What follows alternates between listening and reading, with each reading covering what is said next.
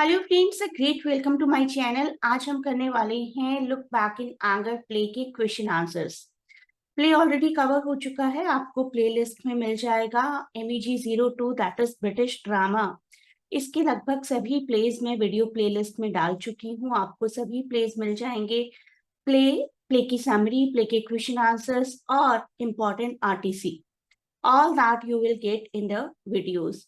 तो सभी वीडियोस को ध्यान से देखिए। इसके अलावा अगर आप PDF पैकेज लेना चाहते हैं तो that is also available, you can go for that also. तो आइए शुरुआत करते हैं इंपॉर्टेंट क्वेश्चन आंसर्स की in this video. Please do not forget to share and subscribe the channel और अपने फीडबैक्स भी दीजिए कमेंट्स की फॉर्म में। सेल्फ प्रिपरेशन के लिए आप लोग PDF पैकेज के लिए ऑप्ट कर सकते हैं। किस तरीके से आपको ये PDFs मिलेगी, that link has been given in description. उस लिंक पर कांटेक्ट करिए and you will be told the way to grab the PDF। MEG02 cover करने के लिए मैंने आपको कुछ इंपॉर्टेंट क्वेश्चंस, कुछ इंपॉर्टेंट RTCs प्रोवाइड की हैं। ये दो वीडियोस हैं स्पेसिफिकली। इन दोनों वीडियोस का लिंक मैं आपको डिस्क्रिप्शन में प्रोवाइड कर दूंगी। ये दो वीडियोस आप जरूर देखिए, बहुत अच्छी एनहांसमेंट होगी आपकी नॉलेज में। We should always know some basics about the play. Look Back in Anger, play in 3 acts by John Osborne, performed in 1956 और बुक फॉर्म में पब्लिश हुआ 1957 में। तो कुछ भी आप लिखेंगे, कोई भी आंसर, इवन RTCs के आंसर भी करेंगे, तो आपको ये बेसिक इंफॉर्मेशन पता होनी ही चाहिए। और ये प्ले क्या एड्रेस करता है? It addresses the tensions between the working class and the middle class और रिफ्लेक्ट करता है पोस्ट वॉर ब्रिटिश सोसाइटी। दो वॉर्स हुई हैं, first world war and second world war. Second world war के बाद ब्रिटिश सोसाइटी में क्या क्या डायनेमिक्स चेंजेस हुए हैं और हमारा प्रोटैगनिस्ट जिमी पॉटर उन्हीं चेंजेस को रिफ्लेक्ट करता है इन अ डिससेटिस्फाइड वे। वर्किंग क्लास किस तरीके से इम्पैक्ट हुई है, क्या एक मिडिल क्लास की फ्रस्ट्रेशंस रही हैं और किस तरीके से वो अपनी ग्रेटिफिकेशन चाहते हैं, किस तरीके से क्या क्या चाहते हैं, क्या क्या चेंजेस हों जिससे कि मिडिल क्लास एक कंट्री में हैप्पी रहे। तो ये प्ले उन सभी इश्यूज को एड्रेस करता है from the lens of our protagonist Jimmy Potter.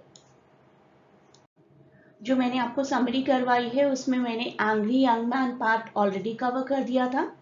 Angry young man के अलावा इस प्ले से किचन सिंक ड्रामा और फेमिनिस्ट के बारे में क्वेश्चन आता है, फेमिनिज्म या जेंडर रोल्स के बारे में क्वेश्चन आता है। तो ये दो क्वेश्चंस भी आज कवर कर लेते हैं।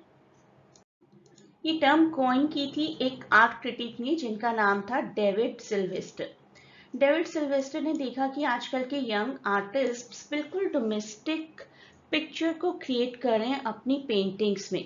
किचन सिंक स्कूल ये वर्ड उन्होंने कॉइन किया in 1954 to describe a group of social realist painters जो कि डोमेस्टिक सीन्स को बड़े डार्क वे में प्रोड्यूस किया करते थे अपनी पेंटिंग्स में। और स्पेसिफिकली जॉन बार्टबे की पेंटिंग से इम्प्रेस हुए थे। जॉन बार्टबे जिन्होंने स्पेसिफिकली किचन सिंक ड्रॉ किया था, नॉट विद द इंटेंशन कि इस तरीके की कोई कैटेगरी या जॉनरा होगा इन फ्यूचर, बट उनकी पेंटिंग्स में डोमेस्टिकेशन रिफ्लेक्ट हुआ करता था। So the term comes from an expressionist painting by John Bartbay of a kitchen sink, which Sylvester referenced in his article The Kitchen Sink Drama.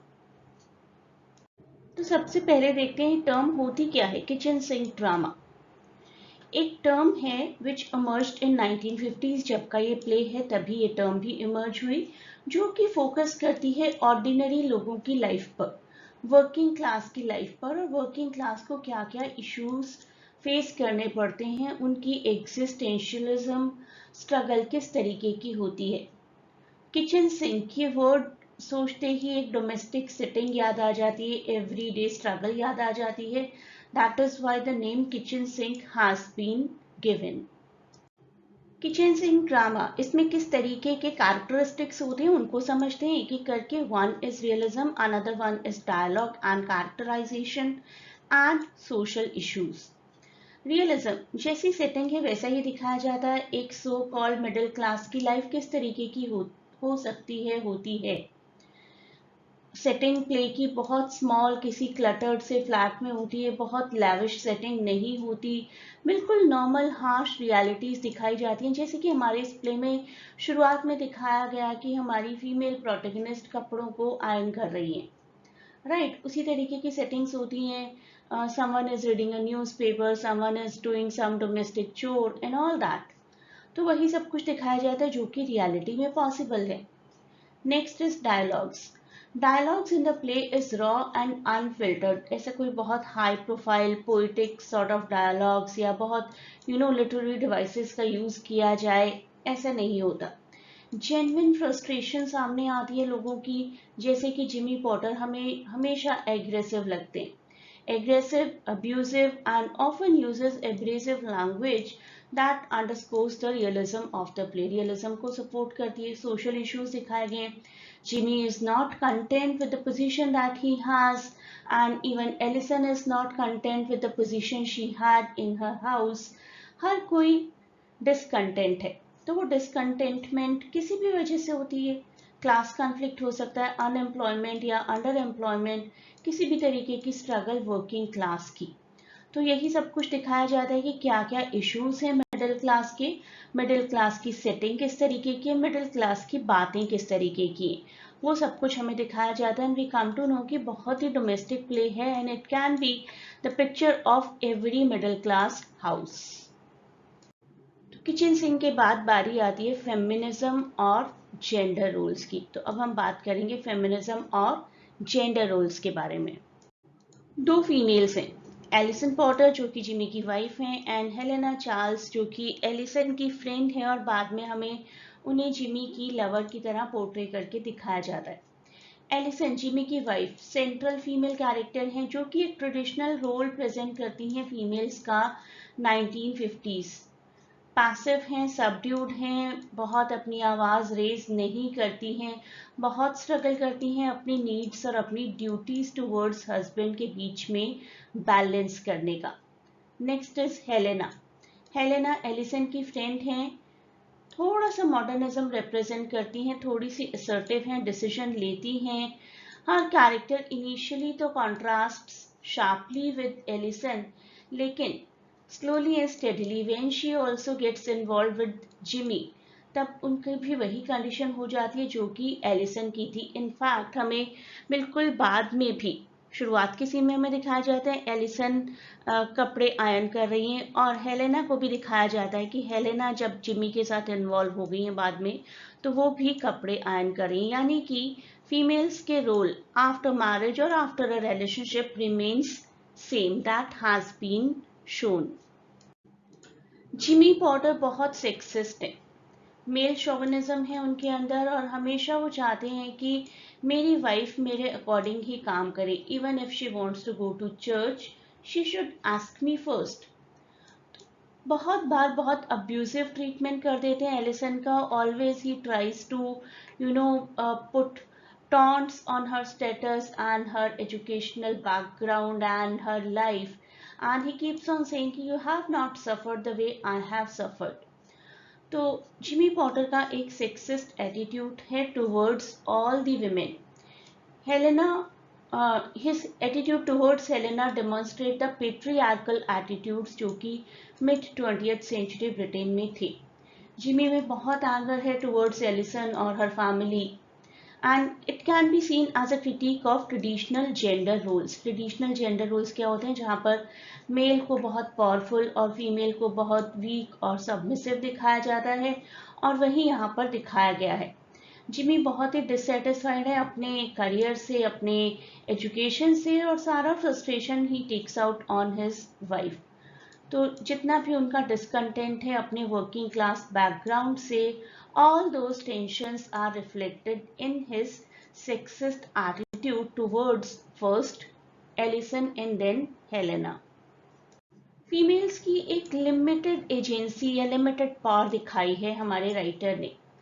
एक बार दिखाया तो कि Allison ने प्रोटेस्ट किया, अपने फादर के घर चली गई, लेकिन फिर वापस भी आई तो किसके पास, जिमी के ही पास।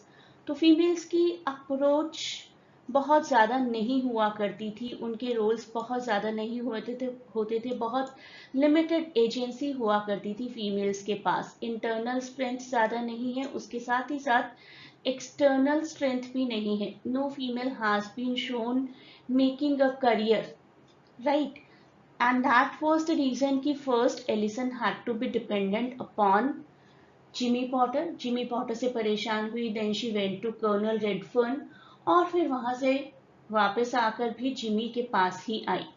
तो दैट मीन्स कि डिपेंडेंसी दिखा दी गई है और फीमेल्स को एम्पावरमेंट और एजेंसी पॉइंट ऑफ व्यू से हमें वीक दिखाया गया है। सोशल कॉमेंट्री देखिए, the play can be viewed as a reflection of the societal norms of its time.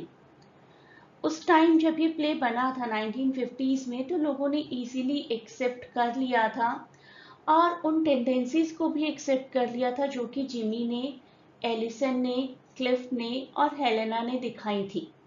किसी ने कुछ खास प्रोटेस्ट नहीं किया इस बात का कि फीमेल्स के साथ तो बड़ी पार्शियलिटी हो रही है।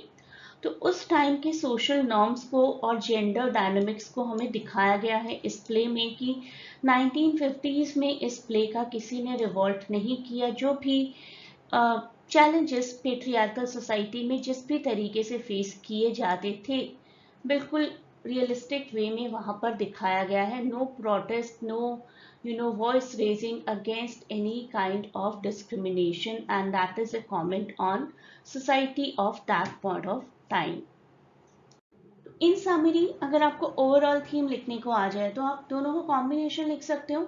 इन summary it is a crucial text in the form of kitchen sink drama moment plus depiction of gender roles and relationships that provide very valuable insight into the domestic life of middle class people plus feminist discourse of 1950s. Once again, let me remind you about the PDF package. Playlist तो आपको मिली ही है, इसमें और videos add होते जा रहे हैं, यहाँ से भी आप अपनी प्रेपरेशन कर सकते हैं। साथ ही साथ आप बहुत सारी इम्पॉर्टेंट प्रेपरेशन कर सकते हैं कि किस तरीके से प्लेस को समझना है, किस तरीके से ऐसे क्वेश्चंस को आंसर करना है, आरटीसीज को कैसे आइडेंटिफाई करना है, क्या आंसर करना है, ये सब कुछ आप इस PDF पैकेज में पाएंगे। PDF आपको किस तरीके से मिलेगी उसके लिए आपको एक लिंक दिया गया है डिस्क्रिप्शन में इस वीडियो की, उसके थ्रू आप कांटेक्ट कर सकते हैं। I am trying my best कि हर प्ले के आपको 3 वीडियोस दूं। एक वीडियो में समरी रहेगी, एक वीडियो में थीम और इम्पॉर्टेंट क्वेश्चन टॉपिक्स रहेंगे और एक वीडियो में आरटीसी रहेगी जो कि आपको एग्जाम में आइडेंटिफाई करनी है। इसके अलावा आपको बहुत ही डिटेल में सब कुछ इन 3 PDFs में मिल जाएगा। तो PDF ग्रैब करें, आपकी प्रिपरेशन बहुत ही ब्यूटीफुल हो जाएगी। धीरे धीरे मैं आपको समझाती जाऊंगी कि कौन से प्लेस ज्यादा इंपॉर्टेंट हैं, क्योंकि आपको 5 क्वेश्चंस अटेम्प्ट करने हैं। तो किस तरीके से आप अपनी प्रिपरेशन करें कि आप 5 क्वेश्चंस बहुत ही अच्छे से अटेम्प्ट कर पाए आउट ऑफ अराउंड 8 और 9 टोटल क्वेश्चंस। तो चॉइस रहेगी आपकी, कौन सा प्ले आप स्किप कर सकते हैं, कौन से प्लेस को आपको कवर करना चाहिए। एक बार मैं पूरा कोर्स आपको करवा दूं यूट्यूब पर, then we will discuss that too. अगर आप लोग अपनी लाइव प्रिपरेशन करना चाहते हैं मेरे साथ तो you can join the classes. WhatsApp link given है। लाइव क्लासेस भी मेरी एट प्रेजेंट भी चल रही हैं और अगर आप चाहते हैं PDF पैकेज तो PDF पैकेज भी अवेलेबल है।